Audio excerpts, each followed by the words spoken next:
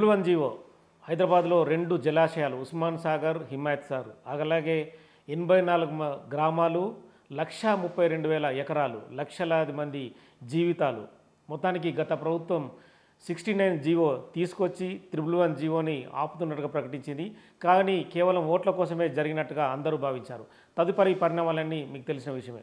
కానీ 111 జీవోకు సంబంధించి ఎలాంటి పరిణామాలు ఉంటాయి, అక్కడ బడాబాముల భూములు ఎక్కువగా ఉన్నాయి, అంటే రియల్ ఎస్టేట్ వెంచర్లు కావచ్చు, వాళ్ళ ఫామ్ హౌస్లు కావచ్చు, వాళ్ళకు సంబంధించిన ఎంజాయ్మెంట్స్ కావచ్చు, ఇది బయట ప్రపంచానికి చాలామందికి తెలిసినా కూడా ఎవరు బయటకు చప్పుడు చేయరు. అధికారంలో ఉన్నవాళ్ళే ఎక్కువ అనుభవిస్తూ ఉంటారు. ప్రస్తుతం మనతో రచనారెడ్డి సీనియర్ హైకోర్టు అడ్వకేట్ ఉన్నారు. నమస్కారం. నమస్కారం అండి. సో 111 జీవో సంగతి మీకు తెలిసిన విషయమే. అవునండి. అంటే మీకు ఆ స్టోరీ అంతా బ్యాక్గ్రౌండ్లో తెలుసు. హైకోర్టులో గతంలో ఒక పిటిషన్ కూడా ఒక మాజీ మంత్రి ద్వారా కూడా దాఖలైంది. సో ఓవరాల్గా ఆ 111 జీవోకి సంబంధించి ఎలా చూడొచ్చు, అంటే మీ అబ్జర్వేషన్లో చట్ట ప్రకారం కానీ న్యాయ ప్రకారం కానీ అక్కడ మన పర్యావరణాన్ని పరిరక్షించడం కావచ్చు, కానీ హైదరాబాద్ ప్రజలకు నీటికి సంబంధించిన అంశం కూడా కావచ్చు. అవును. అయితే 111 జియో అనేది ఎన్వైరన్మెంటల్ ప్రొటెక్షన్ కోసము, environmental protection act, water protection act, air protection act, అంటే మన భారతదేశంలో ఉన్న ఎన్వైరన్మెంటల్ రిలేటెడ్ లెజిస్లేషన్స్ ఇవన్నీ. దాని రీత్యా కూడా జియోఎంఎస్ 111 లేకపోతే జియోఎంఎస్ 111 లాంటిది ఉండాల్సిన అవసరం ఎంతగానో ఉంది. ఎందుకంటే హిమాయత్ సాగర్, ఉస్మాన్ సాగర్ మీరు ఆ జియోఎంఎస్ 111ని మేము తీసేస్తున్నాము అని ఒక జియోఎంఎస్ 69 ద్వారా చెప్పడం జరిగింది 2022లో. అయితే ఉస్మాన్ సాగర్, హిమాయత్ సాగర్ ఇప్పుడు ప్రైమరీ డ్రింకింగ్ వాటర్ రీసోర్సెస్ కావు. అంటే ఇప్పుడు ప్రైమరీ హైదరాబాద్ అంటే జంట నగరాలకు త్రాగునీరు అందించే జలాశయాలు కావు. అంటే ప్రైమరీ కాకుండా large portions of Hyderabad and Secunderabad వాళ్ళకు వాటర్ రీసోర్సెస్ అంటే హిమాయత్ సాగర్, ఉస్మాన్ సాగరే. అయితే ఈ జియోఎంఎస్ 111ని అమాంతంగా పక్కకు పెట్టేసి మేము అంటే జియోఎంఎస్ 69లో కూడా water retention, ground water level, maintenance of the water bodies, pollution control, restriction in other areas. అంటే ఇక ఇప్పుడు 111 ఇష్యూ ఎవరికి వస్తుంది? అందరూ అంటే డబ్బున్న వాళ్ళు, డబ్బు లేని వాళ్ళు, కానీ అక్కడ భూములు ఉన్న వాళ్ళు వస్తున్నది. అంటే ఏదైనా సరే 1996లో ఒక విజన్ కోసమే కదా హైదరాబాద్ ప్రజలు బాగుండాలనేది. అవును. పర్యావరణం పరిధిలో ఉండాలి, చెట్లు ఉండాలి, పచ్చగా ఉండాలి, జలాశయాలు ఉంటేనే వర్షాలు కూడా పడతాయి అనేది కూడా ఒక భావనతోనే గ్రౌండ్ వాటర్ లెవెల్ ఉంటాయి. సో 1996కి ఇప్పుడు 2024కి 30-35 ఏళ్ళల్లో పెద్ద ఏం చేంజ్ కాలేదు. హైదరాబాద్ జిహెచ్ఎంసీ పరిధి ఇప్పుడు ఆల్మోస్ట్ తెలంగాణ, సగం తెలంగాణ అన్నట్టు అయిపోయింది. అండ్ మన water requirements, drinking water demand కూడా అంతంతగానే ఎక్కువైంది. ఇప్పుడు మన హైదరాబాద్ మరో బెంగళూరు కావద్దంటే డ్రింకింగ్ వాటర్ రీసోర్సెస్ని మనం ఎంతగానో కాపాడుకోవాలి. ఇంకోటి ఏంటంటే ఈ జియోఎంఎస్ 111ని పక్కకు పెట్టేస్తే అయిపోతుంది, ఇక అందరూ ఉన్నలేని కమర్షియల్ స్ట్రక్చర్స్, వెంచర్స్ అక్కడికి వచ్చేసేయచ్చు అంటే అది అంత ఈజీ కాదు. ఎందుకంటే మీరు 1996 నుంచి చూస్తే రెండు ఎక్స్పర్ట్ కమిటీస్ అంటే ఈ మన పాలిటిషియన్స్, మినిస్టర్స్ ఉన్న ఎక్స్పర్ట్ కమిటీస్ కాదు, ఎన్వైరన్మెంటల్ సబ్జెక్ట్లో ఎక్స్పర్టీస్ ఉన్న experts. So professors, experts, water resource experts వీళ్ళందరూ కలిసి మన Hyderabad water and sewerage department ద్వారానే 2 ఎక్స్పర్ట్ కమిటీస్ సెటప్ చేసి క్లియర్గా, అంటే there is no other way, ఇంకో ఆలోచన లేదు, ఇంకో దారి లేదు, ఇవిటికైతే 10 కిలోమీటర్ రేడియస్ ఉంచాల్సిందే అని చెప్పేసి వాళ్ళు చెప్పిండ్రు. అయినా కానీ ఒప్పుకోకుండా ఈ జియోఎంఎస్ 111 మీద కొట్లాట ఇప్పటిది కాదు, 96-97 అంటే అది వేయగానే ఇక భూములు ఉన్న వాళ్ళు ఏం చేస్తారు, మా భూములు అని చెప్పేసి. సో అప్పటి నుంచి కంటిన్యూ అవుతుంది. దాంట్లోనే 2 ఎక్స్పర్ట్ కమిటీస్ క్లియర్లీ చెప్పేశాయి ఇట్స్ ఇంపాసిబుల్. ఎందుకంటే జంట నగరాలకు నీళ్ళు ఆ టైంకి ఇవి 2, ఇంకో రీసోర్స్ లేకుండే. అయితే దాని తర్వాత కేసు కాస్త సుప్రీంకోర్టుకి వెళ్ళింది.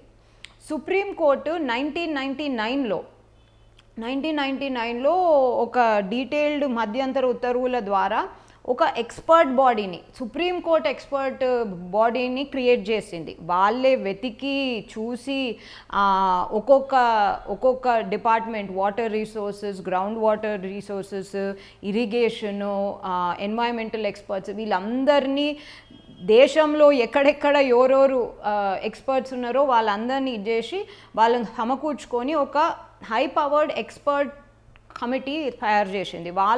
వాళ్ళకు స్పెసిఫిక్ టర్మ్స్ ఆఫ్ రెఫరెన్స్ ఇచ్చింది. టర్మ్స్ ఆఫ్ రెఫరెన్స్ అసలు ఈ 10 కిలోమీటర్ రేడియస్ అబ్సల్యూట్లీ అవసరమా, దాన్ని ఏమన్నా చేంజ్ చేసే అవకాశం ఉందా, లేకపోతే కంప్లీట్గా దాన్ని నిర్మూలించే అవకాశం ఉందా అని చెప్పేసి వాళ్ళు ఒక 1 year అట్లా మొత్తం డీటెయిల్గా మన దగ్గరికి ఫీల్డ్ విజిట్స్ అయినాయి. వాళ్ళు పోయి వాటర్ టెస్టింగ్ చూసిండ్రు, సాయిల్ని కూడా అక్కడ చూసిండ్రు, ఎంత దూరం వరకు అంటే ఎంత దూరంలో కట్టడాలు రెసిడెన్షియల్ అయినా లేకపోతే కమర్షియల్ అయినా ఉన్నాయి. సో అదంతా చూసి అఫ్ కోర్స్ స్ట్రక్చర్స్ కట్టడాల ప్రకారం 2000లో ఒక సిచ్యువేషన్ ఉంది, 2024లో ఒక సిచ్యువేషన్ ఉంది. కానీ వాళ్ళు సుప్రీంకోర్టుకి సమర్పించిన డీటెయిల్డ్ రిపోర్ట్ అంటే అదొక 300 ఎంతో ఉంది ఆ రిపోర్టు. ఆ డీటెయిల్డ్ రిపోర్ట్ ప్రకారము వాళ్ళు ఈ జంట నగరాలకు, హైదరాబాద్ సికింద్రాబాద్ అనే జంట నగరాలకు ఈ 2 జలాశయాలే primary water resources for drinking water కోసం. అందుకోసము దీన్ని ముట్టడానికి వీల్లేదు. ఏ కమర్షియల్ ఎస్టాబ్లిష్మెంట్ అయినా, ఇప్పుడు ఎస్సీజీస్ అనుకోండి, స్పెషల్ ఎకనామిక్ జోన్స్, లేకపోతే ఇంకో మీరు ఏది సెటప్ చేసినా ఈ వీటి చుట్టూ 10 kilometers వదిలేసి మీరు ఇంకేదైనా మీరు ఇది చేయండి. అంటే మీరు లేఅవుట్లు అనుకున్నా, లేకపోతే గవర్నమెంట్ ఒక స్పెషల్ ఎస్సీజీ, ఇప్పుడు మీరు చూస్తే there is supreme court guide lines లో ఇది ఉంది 10 కిలోమీటర్లు గైడ్ లైన్. సో ఆ రిపోర్ట్ బేసిస్ మీదనే సుప్రీంకోర్టు ఆర్డర్ ఇచ్చింది. మీరు నాకు కొంచెం టైం ఇస్తే I read it out. Learned counsel for the 7th respondent referred to the existence of several other industries within the 10-kilometer radius of the 2 reservoirs which have been granted permission earlier. According to him, these industries are polluting industries. In view of the Environmental Protection Act 1986 and the Water Act 1974 and the Air Act 1981 have enough provisions applicable not only to new industries, to establishment, but also to existing industries. So ఏమన్నా 1-2 industries ఆ 10 kilometers లోపల ఉన్నా కానీ వీటిని ఇది చేయండి. The state of Andhra Pradesh is therefore directed hereby to identify these industries located within 10-kilometer radius of these 2 lakes and to take action in control with the in consultation with the AP Pollution Control Board to prevent pollution of drinking water in these 2 reservoirs. Idi important sir. The state and the board ante AP Pollution Control Board inka Rashtram shall not permit any polluting industries within the 10-kilometer radius. A report shall be submitted to this court by the state of Andhra Pradesh in this behalf within 4 months of today in regard to the pollution of or pollution potential industries, if any, existing within the 10-kilometer radius. Last ki appeals are allowed without cause. List the matter after 4 months. Okay. So ipudu it is considered a continuing litigation idi. ఇక్కడ క్లియర్గా 2000లో 10-kilometer radius ఈ report అంటే రిపోర్ట్లో ఉన్నదంతా రాసి క్లియర్గా 10-kilometer రేడియస్లో ఎటువంటి నిర్మాణాలు చేయకూడదు, ఎటువంటి అక్కడ ఇబ్బంది కలిగించకూడదు. పొల్యూటింగ్ ఇండస్ట్రీస్ అయితే అసలుకే ఉండదు. అయితే ఇక్కడ లీగల్ చిక్కు ఒకటి ఉంది, అది ప్రాబబ్లీ లాస్ట్ గవర్నమెంట్ దాన్ని అనుకోలేదు, చూడలేదు. అంటే అందులో ఏముందండి? సో ఏంటంటే GOMS 111 పక్కకు పెట్టేస్తే నేను సుప్రీంకోర్టుకి ఆన్సరబుల్ కాదు, ఎవరికి ఆన్సరబుల్ కాదు, హైకోర్టు సుప్రీంకోర్టు ఇచ్చిన తర్వాత 2007, 2009లో మళ్ళీ ఆర్డర్స్ ఇచ్చింది మన ఆనరబుల్ హైకోర్టు. సో GOMS 111 పక్కకు పెట్టేస్తే అన్నీ ఓకే అయిపోతాయి, మేము దేని కానీ ఆర్డర్లా GOMS 111 గురించి మాట్లాడలేదు, ప్రస్తావించలేదు. ఓన్లీ 10 కిలోమీటర్ రేడియస్ గురించి ప్రస్తావించారు. 10 kilometre radius and environment. So ఇప్పుడు నువ్వు దీన్ని ఇప్పుడు మీరు ఏమైనా చేంజెస్ చేయాలనుకుంటే, ఇప్పుడు వీళ్ళు ఆ GOMS 69 ప్రకారం మేము రద్దు చేస్తున్నాము అండ్ మేము ఒక హై పవర్డ్ కమిటీని సెటప్ చేస్తున్నాము. ఆ హై పవర్డ్ కమిటీలో అదేంటి ground water level, maintenance of water balance, అది ఇది ఇవన్నీ ఇది చేస్తాము అని అన్నారు. కానీ మీరు దీన్ని you are still in contempt of the supreme court order. ఎందుకంటే GOMS 111లో ఉన్న, అంటే ఇది టెక్నికల్ లీగల్ టెక్నికాలిటీ, GOMS 111లో ఉన్న 10 కిలోమీటర్ రేడియస్ని పక్కకు పెట్టలేరు వీళ్ళు. 10 కిలోమీటర్ రేడియస్ పీరియడ్. సో మీరు GOMS 111 అన్నా, GOMS 123 అన్నా, GOMS RRR అన్నా, 444 అన్నా, మీరు ఏ జియోగా దాన్ని కన్వర్ట్ చేసి పక్కకు పెడదామన్నా 10 కిలోమీటర్ రేడియస్లో పొల్యూటింగ్ ఇండస్ట్రీస్, కట్టడాలు, లేకపోతే అది వర్తించదు. 69 వర్తించదు, మీరు ఇంకో ఏ నంబర్తోనైనా వర్తించదు. సో ఇప్పుడు అంటే ఏ గవర్నమెంట్ అయినా, ఇప్పుడు ఆ గవర్నమెంట్ అంటే ఇప్పుడు లాస్ట్ గవర్నమెంట్ ఈ 69 తీసుకొచ్చింది. సో ఇప్పుడు ఏ గవర్నమెంట్ అయినా, present government or any government, ఒకవేళ GOMS 69 అంటే GOMS 111 అంటే 10 కిలోమీటర్ రేడియస్ని చేంజ్ చేద్దాం అనుకుంటే వాళ్ళు సుప్రీంకోర్టులో వాళ్ళ రీజన్స్ దాఖలు చేయాలి. ఈ కేసులో ఏంటి అంటే మనం ఇప్పుడే మాట్లాడుకున్నాం, యూ వాంట్ సమ్ చేంజెస్. 2000కి 2024కి చాలా చేంజ్ అయిపోయింది. సరే మేము ఇండస్ట్రీస్ని అలౌ చేయము, కానీ కొన్ని రెసిడెన్షియల్ ఇవి ఉన్నాయి. ఆ రెసిడెన్షియల్ ఇవిట్లో ఇప్పుడు మీరు ఎంత ల్యాండ్ ఓపెన్ ఉంచుతారు, ఎంత కన్స్ట్రక్షన్ చేస్తారు, అదంతా క్లియర్గా టర్మ్స్ ఆఫ్ రెఫరెన్స్లో క్లియర్గా పెట్టి, ఇప్పుడు ఐ థింక్ కొంచెం దగ్గర ఉన్న అవిట్లో అయినా కానీ సేఫ్ ఉండటానికి సపోజ్ ఒక 1 acre ఉంటే దాంట్లో 1/3 1/4 ఏందో కన్స్ట్రక్షన్ అలా చేసి మిగతా మొత్తం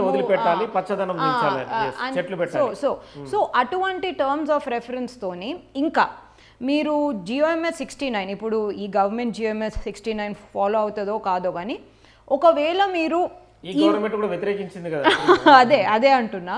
so but I'm just saying, మీరు ఒకవేళ ఈ 2 జలాశయాలే కాదు, మాకు ఇంకెక్కడనో మాకు ఇంకో రీసోర్సెస్ కూడా ఉన్నాయి జంట నగరాలకు నీళ్ళు ఇచ్చేయటానికి అని అనుకుంటే, మీరు ఈ రీసోర్సెస్ కూడా అందిస్తున్నాయి కాబట్టి వీటిని ఎట్లా పకడ్బందీగా ప్రొటెక్ట్ చేస్తారు అనేది. ఎందుకంటే రెసిడెన్షియల్ మెల్లంగా ఇండస్ట్రీస్ వద్దంటాము, మెల్లంగా రెసిడెన్షియల్ వీటిని ఈ కట్టడాల ప్రకారం మెల్లంగా కొంచెం అట్లా తీసుకొస్తాం.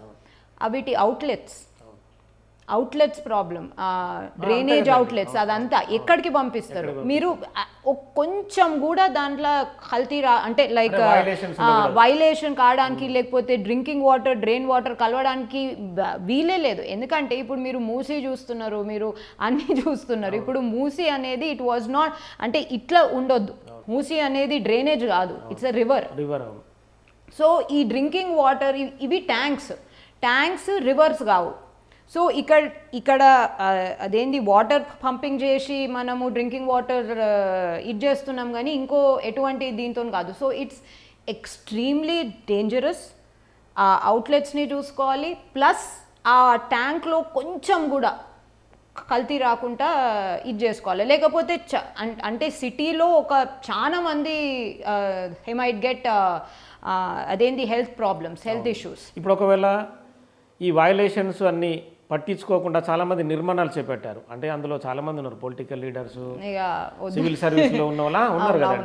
సో ఒకవేళ వాటి మీద ఏ సివిల్ మెన్ అయినా కూడా కోర్టుకు వచ్చి కంప్లైంట్ చేయొచ్చా? అంటే కంప్లైంట్ చేసిన తర్వాత ఏమన్నా గవర్నమెంట్ ఆర్డినెన్స్, అంటే వాడిని కూలగొట్టడానికి గవర్నమెంట్ ఆర్డినెన్స్ తీసుకురావాలన్నా, లేదంటే కోర్టు డైరెక్షన్ ఏమైనా చేయొచ్చా?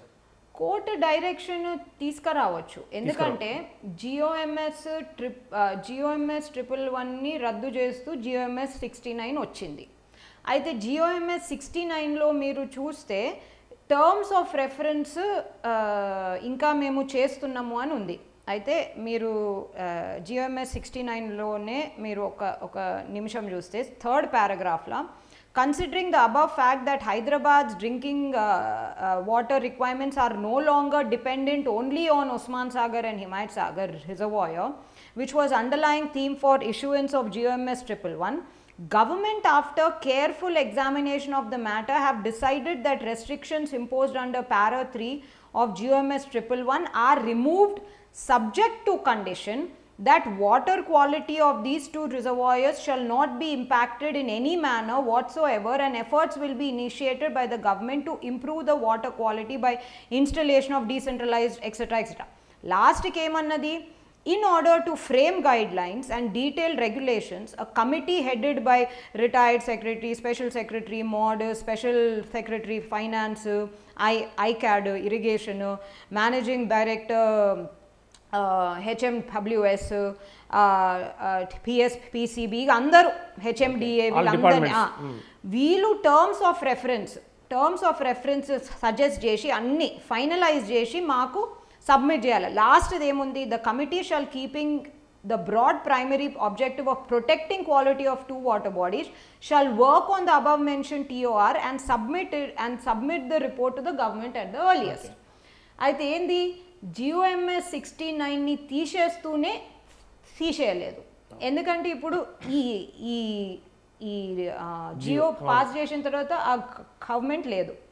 అయితే ఇప్పుడు ఎవరైనా వైలేషన్ అవుతుందని కోర్టుకి వెళ్తే క్లియర్గా వాళ్ళు ఏమంటారు, అటు సైడ్ వాళ్ళు ఏమంటారు, 69 వచ్చేసింది ఇప్పుడు 111 లేదు అని అంటారు. కానీ వాళ్ళు అది తీసేస్తూ ఈ హై పవర్డ్ కమిటీని terms of reference guide lines and terms of reference మాకు అందించి ఎట్లా ప్రొటెక్ట్ చేయాలనో అని చెప్పింది. సో ఆ టర్మ్స్ ఆఫ్ రెఫరెన్స్ అందించి గవర్నమెంట్, ఏ గవర్నమెంట్ అయినా, పాత గవర్నమెంట్ అయినా లేకపోతే ఇప్పుడున్న గవర్నమెంట్ అయినా, దానికి ఎండోర్స్మెంట్, ఒక కన్సెంట్, అసెంట్, సరే టర్మ్స్ ఆఫ్ రెఫరెన్స్ వచ్చేసింది, మేము ఈ ప్రొటెక్షన్స్ తీసుకుంటాము అండ్ వీ విల్ అలవ్ అంటే పర్మిషన్స్ అలవ్ చేస్తాము. అవి వచ్చిన దాకా ఒక పంచాయత్ సెక్రటరీ కూడా పర్మిషన్స్ ఇవ్వడానికి భయపడతాడు. ఇప్పుడు జరిగింది అదే కదా, చాలా చోట్ల పంచాయతీ సెక్రటరీ ద్వారా పర్మిషన్ తెచ్చుకొని అన్ని కట్టడాలు నిర్మించారు. ఇక ఇట్స్ అ వైలేషన్. కానీ ఎవరైనా కోర్టుకి వెళ్తేనైతే మీరు ఈ జియో ప్రకారము చూస్తే ఆ జియో 69 జియోలో GOMS 111ని రద్దు చేస్తూ ఇవి చెప్పిండ్రు, అవి కంప్లీట్ కాలేవు. So 69 cannot completely set aside GOMS 111. So ఇప్పుడు రెండు ఇష్యూస్ ఉన్నాయి సార్ లీగలీ. ఒకటి ఏంటంటే 69 GOMS 111ని పక్కకు పెట్టినా కానీ you are still in contempt of supreme court. ఎందుకంటే సుప్రీం కోర్టు 10 కిలోమీటర్ ఈ రెండు జలాశయాల 10 కిలోమీటర్ రేడియస్ లో రావద్దని అన్నది. GOMS 111 ఇంకో ఏ సంబంధం లేదు. ఇంకోటి ఏంటంటే 69 బేసిస్ మీద నేను కట్టేసుకుంటా, లేకపోతే పర్మిషన్ తెచ్చేసుకుంటా, లేకపోతే PCB నుంచి కమర్షియల్ అంటే ఏదన్నా రెడ్ జోన్ ఇండస్ట్రీ అన్నా లేకపోతే ఈవెన్ ఆరెంజ్ జోన్ ఇండస్ట్రీ అన్నా తీసుకురావాలంటే ఎట్లా తీసుకొస్తావు? టర్మ్స్ ఆఫ్ రెఫరెన్స్ ఇంకా సాలిడిఫై అంటారు, సాలిడిఫై కాలేవు. ఆ టర్మ్స్ ఆఫ్ రెఫరెన్స్ సాలిడిఫై చేసి గవర్నమెంట్కి అందిస్తే, ఎవరైనా ఇప్పుడు కూడా అందించి గవర్నమెంట్ దాన్ని ఓకే చేస్తేనే GOMS 69 ద్వారా 111 పక్కకు పడ్డది అని ఇది చేసుకో. అది కూడా సుప్రీంకోర్టు స్వేచ్ఛ ఇస్తే ఈ గవర్నమెంట్ చేయొచ్చు. So 2 catches, Supreme Court and GOMS 69 పూర్తిగా రద్దు చేయలేదు. ఈ ఆస్పెక్ట్స్ ఎప్పుడు రద్దు అవుతాయి? ఈ టర్మ్స్ ఆఫ్ రెఫరెన్స్ ఇంకా వీళ్ళు స్పెసిఫిక్ ప్రొటెక్షన్ గైడ్ లైన్స్ ఇచ్చిన తర్వాతనే కంప్లీట్గా రద్దు చేసి ఇంకో పర్మిషన్స్ ఇచ్చే ఛాన్సెస్ ఉంటాయి. అది కూడా మళ్ళీ సుప్రీంకోర్టు వెళ్ళాల్సిందే ఈ టర్మ్స్ ఆఫ్ రెఫరెన్స్కి ఓకే అంటేనే, వాళ్ళు ఓకే అంటేనే. సో ఇప్పుడు ఒకవేళ నిర్మాణాలకు సంబంధించి అంటే కలెక్టర్ కానీ MRO RDO కానీ MRO కానీ వాటికి నోటీసులు ఇచ్చి కూల్చే అధికారం ఉంటుందా? ఉంటుంది కదా, ఖచ్చితంగా ఉంటుంది. అండ్ GOMS 69 అప్పుడు మిమ్మల్ని కాపాడలేదు. అండ్ పంచాయత్ సెక్రటరీనో లేకపోతే ఎవరు ఇచ్చిన పర్మిషన్స్ కూడా దానికి నిలబడవు, ఇంప్లిమెంటేషన్ ఉండదు. ఎందుకంటే 69 ఈజ్ అ కండిషనల్ జియో అంటాం. కండిషన్ ఏంది, కండిషన్ సాటిస్ఫై అయితేనే జియో ఇంప్లిమెంట్ అవుతుంది. అది కూడా అర్ధాంతరంగా తీసుకొచ్చిన జియో. సో ఇప్పుడు 69లో ఇంప్లిమెంట్ చేసే కండిషన్స్ కంప్లీట్ కాలేవు. ఆ గవర్నమెంట్ లేదు ఇప్పుడు, ఈ గవర్నమెంట్ ఇప్పుడు దాని గురించి ఇంకానైతే ఏం డెసిషన్ తీసుకోలేదు. So 69 cannot be implemented without the condition completed. అంటే ఒకవేళ మన దగ్గర ఈ 10 కిలోమీటర్ రేడియస్ పరిస్థితిని ఎత్తివేసినా కూడా దేశవ్యాప్తంగా ఇవన్నీ ఖచ్చితంగా వాళ్ళు వ్యతిరేకిస్తారు కదా. ఖచ్చితంగా. ఎందుకంటే Hyderabad is not only Hyderabad కాదు, దేశవ్యాప్తంగా కూడా ఇలాంటి ప్రాంతాలు ఉన్నాయి. దేశవ్యాప్తంగా ఇటువంటి ప్రాంతాలు ఉన్నాయి. దేశవ్యాప్తంగా డిఫరెంట్ ఆస్పెక్ట్స్, అంటే కిలోమీటర్లు తక్కువ చేసో ఎక్కువ చేసో ఏం చేసో వీటిని ప్రొటెక్షన్ ఖచ్చితంగా నేషనల్ గ్రీన్ ట్రిబ్యునల్ కింద వీళ్ళందరూ ఉన్నారు. ఎస్. సో అందుకోసమని ఇప్పుడు ఏ గవర్నమెంట్కైనా ఈ లీగల్ చిక్కు ప్రాక్టికల్ చిక్కు ఎదుర్కొన్న తర్వాతనే ఇది లీగలీ ఇంప్లిమెంట్ గవర్నమెంట్ చేయకపోవచ్చు. అండ్ చేయకపోతేనే బెటర్. ఎందుకంటే ఇప్పుడు మీరు హైదరాబాద్ సికింద్రాబాద్ని ఎక్స్పాండ్ చేసుకుంటా అంటే ఇంకా వేరే ప్రాంతాలు కూడా ఉన్నాయి కదా, వేరే ప్రాంతాలు కూడా ఉన్నాయి. అట్లీస్ట్ డ్రింకింగ్ వాటర్ ఇప్పుడు మన ఇరిగేషన్ కోసం అన్నా లేకపోతే ఇంకో దేనికోసం అన్నా అంటే కొంచెము ఏమంటారు ఫ్లెక్సిబిలిటీ ఇవ్వచ్చు. కానీ డ్రింకింగ్ వాటర్ దగ్గర we can't take a risk కదా. సో అందుకని ఇప్పుడు కూడా మన దగ్గర డ్రైనేజ్ అంటే ఎక్కడనైనా ఏ ఏరియాలోనైనా ఒక్కోసారి డ్రైనేజ్ వాటర్ డ్రింకింగ్ వాటర్ కలిసిపోతాయి. అంటే ఎంతమంది అంటే ఆ ఏరియా ఆ కాలనీ ఆ లొకాలిటీలు ఉన్న వాళ్ళు అందరూ హాస్పిటల్లోనే ఉంటారు. సరే అప్పటిదప్పుడు విల్ టేక్ ట్రీట్మెంట్ యాంటీబయాటిక్స్ ఒక వారం రోజులకు వచ్చేస్తామేమో, కానీ ఇది కాన్స్టెంట్గా అవుతుంటే అది మనము టైంకి దాన్ని చూసుకోలేకపోతే ఎన్నో ఏరియాస్కి అంటే ఈ వాటర్ వెళ్ళిపోయి ఉంటే. సో ఇట్స్ ఆర్టికల్ 21 అనేది ఒకటి ఉంది, రైట్ టు లైఫ్. కాన్స్టిట్యూషన్లో right to life includes right to liberty, right to freedom of speech, అది ఇంకో ఆర్టికల్ కూడా ఉంది. కానీ right to liberty, right to and right to live a protected healthy life. So మనం దాంతో కామర్స్ చేసుకోరాదు కదా. So మొత్తంగా 111 జీవో అనేది ఖచ్చితంగా కొనసాగుతుంది, అందులో డౌట్ లేదు. ఎస్ ఏ గవర్నమెంట్ అయినా దీన్ని లీగలీ నేను పక్కకు పెట్టుడనను, సెట్ అసైడ్ అనను.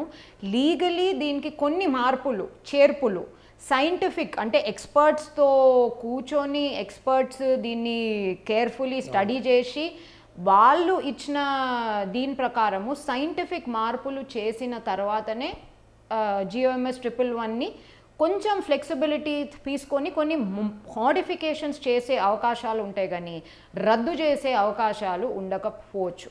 సుప్రీంకోర్టులో కూడా ఉన్నాయి. ఇంకోటి నేను ఒకటి చెప్పాలనుకుంటున్నా సార్, ఈ హై పవర్డ్ కమిటీలు ఈ కమిటీలు ఆ కమిటీలు మీరు హై పవర్డ్ కమిటీలు ఇప్పుడు నేను మీకు హై పవర్డ్ కమిటీ ఇది చేసిన. హై పవర్డ్ కమిటీలో ఎవరున్నారు, ఈ అదేంది స్పెషల్ సెక్రటరీ ఇది, స్పెషల్ సెక్రటరీ అది, అండర్ సెక్రటరీ ఇది, చీఫ్ సెక్రటరీ ఇది. వాళ్ళు ఎక్స్పర్ట్సా కాదు. They are administrative servants. ఎక్స్పర్ట్స్తో కూడిన హై పవర్డ్ కమిటీ చేయండి. అదే సుప్రీంకోర్టు చేసింది, అదే ఈ మన HMSW 97-98ల ఎక్స్పర్ట్స్తో కూడిన హై పవర్డ్ కమిటీ చేసింది. ఆ హై పవర్డ్ కమిటీ ద్వారానే మీరు ఇది చేసుకోవచ్చు. అయితే గమ్మత్ ఏంటంటే ఈ టర్మ్స్ ఆఫ్ రెఫరెన్స్ అంటే దీని గురించి మాట్లాడుతూ 2021లో ఈ GOMS 69 ఏమో 2022లో 2021లోనే దీని గురించి మేము తీసేస్తున్నాము, తీసేయడానికి ఆలోచించడానికి ఇది చేయడానికి మేము ఒక హై పవర్డ్ కమిటీని సెటప్ చేస్తున్నాము అని అన్నారు. సరే వీళ్ళే ఈ అడ్మినిస్ట్రేటివ్ నాన్ ఎక్స్పర్ట్స్ ఈ అడ్మినిస్ట్రేటివ్ వాళ్ళే ఉన్నారు.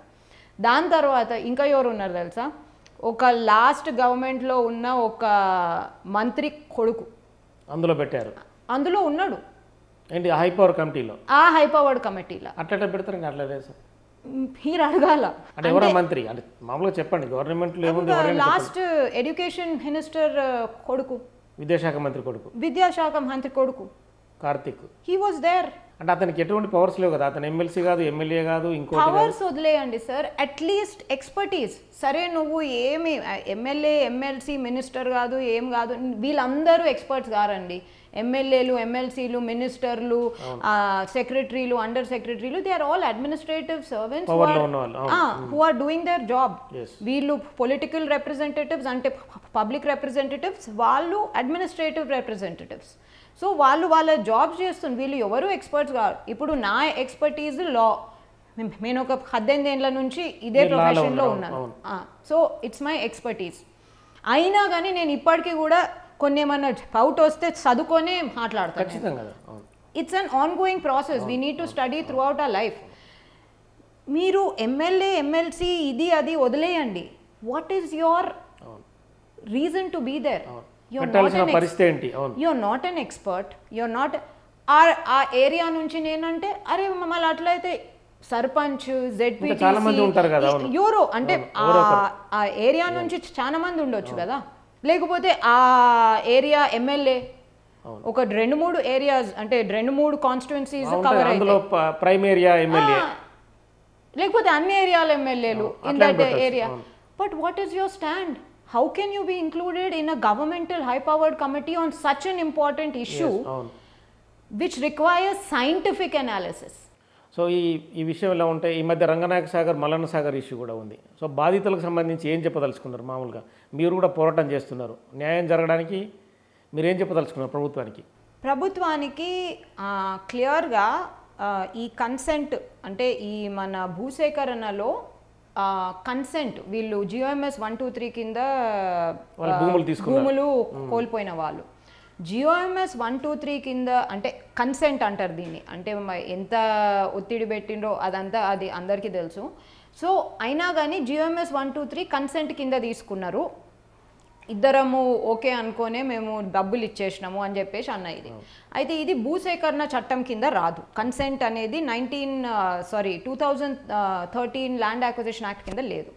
గమ్మత్ ఏంటంటే మొన్నటి ప్రభుత్వము 2017లో తెలంగాణ అమెండ్మెంట్ యాక్ట్ 2017 అని ఈ 2013 యాక్ట్కి అతికించింది. So there was an amendment. So మనకు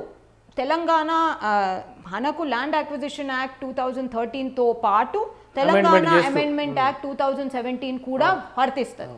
సో దాంట్లో ఏంది, ఈ కన్సెంట్ అంటే GOMS 1, 2, 3 కింద తీసుకున్న భూములకు కూడా పునరావాసం వర్తింప చేస్తాము అని క్లియర్గా ఉంది చట్టంలో. క్లియర్గా చదివి చేయాల్సిందే. ఓకే, సో అది క్లియర్గా ఉన్నప్పుడు మీరు వీళ్ళకు ఏదో అడ్డం దొడ్డము ఇంతనో అంతనో. బాధితుల నుంచి చాలా మీ దగ్గర కేసులు ఉన్నాయి, అటువంటి ఏమైనా జరిగినాయా గత ప్రభుత్వంలో? ఏమండి అంటే బాధితులకు పునరావాసం కల్పించడం కావచ్చు, భూమి ఇవ్వడం కావచ్చు. భూమి ఇచ్చుడైతే ఏ ప్రభుత్వం ఇప్పుడు చేస్తలేదు, డబ్బులు. సో ఇప్పుడు మీరు వాళ్ళకు కాంపెన్సేషన్ ఇచ్చింది, ఎంతో కొంత ఇచ్చిండ్రు, కానీ వాళ్ళకు పునరావాసం ఇస్తాము అని చెప్పేసి మీరే కొత్త చట్టంని తీసుకొచ్చుకున్నారు. ఆ చట్టం కింద వాళ్ళకు కొద్దో గొప్ప పునరావాసం ఇవ్వాల్సిందే. ఇండ్లు కట్టుకోవాలన్నా, లేకపోతే ఇంకో ఎక్కడికన్నా భూమి కొనుక్కోవాలన్నా, some kind of this thing. So దాని గురించి ఇప్పుడు రంగనాయక సాగర్లో కేసులు ఉన్నాయి. ఎందుకంటే రంగనాయక సాగర్ అగ్రికల్చరల్ అంటే భూములు కోల్పోయిన వాళ్ళు, ఇక్కడ ఊర్లు కోల్పోలేరు. మల్లన్న సాగర్లో ఊర్లు కూడా కోల్పోయిన వాళ్ళు. సో భూములు ప్లస్ ఊర్లు కోల్పోయిన వారికి పునరావాసంగా రీహాబిలిటేషన్ అమౌంట్ ప్లస్ రీసెటిల్మెంట్ కోసం ఇంకో జాగా కట్టుకోవడానికి ఇల్లు అండ్ అంటే వాళ్ళు రీసెటిల్మెంట్ కాలనీస్ ఇది చేసిండ్రు. వీళ్ళకు కూడా చట్టరీత్యా రీహాబిలిటేషన్ అమౌంట్ రావాలి. ఇప్పుడు ఈ గవర్నమెంట్ అయినా చేయాలంటారు? ఏ గవర్నమెంట్ అయినా చేయాలి. ఎందుకంటే ఇప్పుడు అమెండ్మెంట్ అంటే సెంట్రల్ గవర్నమెంట్కి ప్రెసిడెన్షియల్ ఆర్డర్ ద్వారా అమెండ్ అయింది. అది ఇప్పుడు సెంట్రల్ గవర్నమెంట్ యాక్ట్ కదా, ఇట్స్ అంటే ఆల్ ఇండియాకి వర్తించే యాక్ట్, ల్యాండ్ అక్విజిషన్ యాక్ట్ 2013. దానికి సెంట్రల్ యాక్ట్కి స్టేట్ గవర్నమెంట్ అమెండ్మెంటు అమాంతంగా తీసుకురారాదు, ప్రెసిడెన్షియల్ ఆర్డర్ కావాలి. సో ప్రెసిడెంట్ దగ్గరికి పంపించి ప్రెసిడెంట్ సంతకం పెడితేనే ఈ అమెండ్మెంట్ దాంట్లో రీడ్ ఇన్ అవుతుంది. ఓకే. సో ఈ అమెండ్మెంట్ రీడ్ ఇన్ అయిన తర్వాత కూడా నువ్వు వాళ్ళకు పునరావాసం ఇవ్వకపోవడం అన్యాయం. ఓకే. ఒక మాజీ మంత్రి కూడా అంటే ఈ భూముల సేకరణ కింద భూములు తీసుకొని ఆయన ఒక ఫామ్ హౌస్ నిర్మించుకున్నాడు. అంటే ఎలా చూడొచ్చు? అంటే ఆ ఫామ్ హౌస్ని కూడా ఖచ్చితంగా ప్రశ్నించవచ్చా ఇప్పుడున్న ప్రభుత్వం? ఖచ్చితంగా అంటే కుల సంఘాలకి భూములు కేటాయించడం, ఆయన ఒక ఫామ్ హౌస్ నిర్మించుకోవడం, ఇంకో కుల సంఘానికి ఇవ్వడం, ఒక పార్కు నిర్మించడం, అంటే ఒక రైతు పొట్టగొట్టినట్టే కదా. ఖచ్చితంగా ప్రశ్నించవచ్చండి. ఎందుకంటే మీరు సర్వే నంబర్లు, ఎన్ని ఎకరాలు, గుంటలు అవి భూసేకరణ కింద రంగనాయక సాగర్ కోసము తీసుకున్నారని ఆ ఎవిడెన్స్ ఉంటుంది. దాన్ని ఎవరు అంటే వెనక్కి తీసుకోవడానికి ఆస్కారం ఉంటుందా? ఖచ్చితంగా. ఎందుకంటే మనము ల్యాండ్ అక్విజిషన్ చేసినప్పుడు ప్రభుత్వము తీసుకున్న పని కోసమే, అంటే పబ్లిక్ యూటిలిటీ వర్క్ కోసమే, ఇక్కడ రంగనాయక సాగర్ అనే ప్రాజెక్ట్ కోసమే వాళ్ళు ఇది చేసుకోవాలి. భూసేకరణ దానికోసమే వాడుకోవాలి. ఒకవేళ బై ఛాన్స్ దానికోసము అంటే సరిపోయింది, దానికోసం కాదు మేము ఇంకో అంటే దానికి సంబంధించిన దానికోసం వాడుకుంటాము అని చెప్పేసి దానికోసమే వాడుకోవాలి. మీరు ఇక అమాంతంగా private registration, it's a crime. Okay, it's a crime, it's illegal. Me case ఎంతవరకు వచ్చిందండి? మల్లన్న సాగర్కు సంబంధించి బాధితులకు న్యాయం జరిగే దిశగా వెళ్తుందా? మల్లన్న సాగర్లో రంగనాయక సాగర్, పాలమూరు రంగారెడ్డి ఉంది, ఇంకోటి గౌరవెల్లి ఉంది. సో ఈ అండ్ అదేంటి నల్గొండలో తిండి రిజర్వాయర్ ఇది కూడా ఉన్నది. సో ఇవన్నీ కన్స్ట్రక్షను ఇంకా పర్మిషన్ స్టేజ్లో కొన్ని కేసెస్ ఉండే, ఆ కేసెస్ అయిపోయినాయి. ఇప్పుడు పునరావాసం ఇష్యూ మీద కొన్ని కేసులు ఉన్నాయి. అండ్ కొన్ని దిండి రిజర్వాయర్ దానికి సంబంధించి అవార్డ్స్ తప్పుగా ఉన్నాయి అని చెప్పేసి ఆ కేసులు ఉన్నాయి. Chintapalli reservoir, Dindi and all that. కానీ ఈ మన కాళేశ్వరంకి సంబంధించి భూసేకరణది అయితే కొన్ని అవార్డ్స్ ఉన్నాయి, బట్ మోస్ట్లీ పునరావాసంకి సంబంధించినవి ఉన్నాయి. ఓకే అండి. సో థ్యాంక్ యూ అండి. Thank you so much sir. 111 జీవోకు సంబంధించి ఖచ్చితంగా చట్టపరమైన చర్యలు తీసుకోవచ్చని చెప్పి రచనారెడ్డి చెప్తున్నారు. 69 జీవో అనేది తాత్కాలికంగా తీసుకొచ్చిన జీవో. సుప్రీంకోర్టు గైడ్లైన్స్ ప్రకారం పర్యావరణాన్ని ఖచ్చితంగా రాష్ట్ర ప్రభుత్వాలు పరిరక్షించాలి, ప్రజలకు మేలు జరిగేలా చూడాలని చెప్పి రచనారెడ్డి చెప్తున్నారు. ఎవరైనా సరే దీని మీద కోర్టును ఆశ్రయించవచ్చు, లేదంటే ప్రభుత్వమే కలెక్టర్ కావచ్చు, ఆర్డీఓ, ఎంఆర్ఓ, పంచాయతీ సెక్రటరీ వీళ్ళు ఎవరైనా సరే చట్టపరమైన చర్యలు తీసుకొని ఆ వయలేషన్స్ పక్కన పెట్టి నిర్మాణాలు జరిపితే ఖచ్చితంగా కూలగొట్టచ్చని కూడా చెప్తున్నారు. చూస్తూనే ఉండండి బిగ్ టీవీ.